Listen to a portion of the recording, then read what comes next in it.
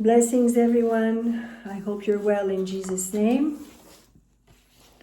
We're going to continue today, Sunday, December 15th. Approved to God. Be diligent to present yourself approved to God, a worker who does not need to be ashamed, rightly dividing the word of truth. 2 Timothy 2:15. If you cannot express yourself well on each of your beliefs, work and study until you can. If you don't, other people may miss out on the blessings that come from knowing the truth.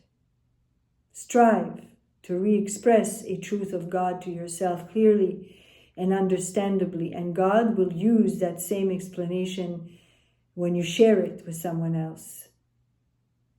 But you must be willing to go through God's winepress, where the grapes are crushed. You must struggle, experiment, and rehearse your words to express God's truth clearly. That's why we go through trials. That's why we go through the winepress. Because it's only when we are squeezed through many directions and that we come out from that, we have lived through an experience, and that's when it is valuable to others and can bless them. But if you have not gone through that process, you won't be able to help others. Then the time will come when that very expression will become God's wine and strength to someone else. But if you are not diligent and say, I'm not going to study and struggle to express this truth in my own words, I'll just borrow my words from someone else, then the words will be of no value to you or to others. Try to state to yourself what you believe to be the absolute truth of God, and you will be allowing God the opportunity to pass it on through you to someone else. Always make it a practice to stir your own mind thoroughly, to think through what you have easily believed. Your position is not really yours until you make it yours through suffering and study.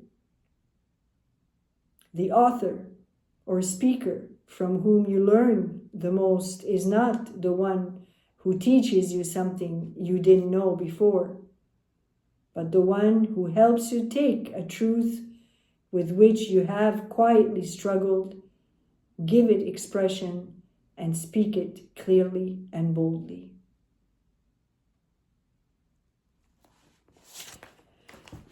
That's it, it's like a recipe.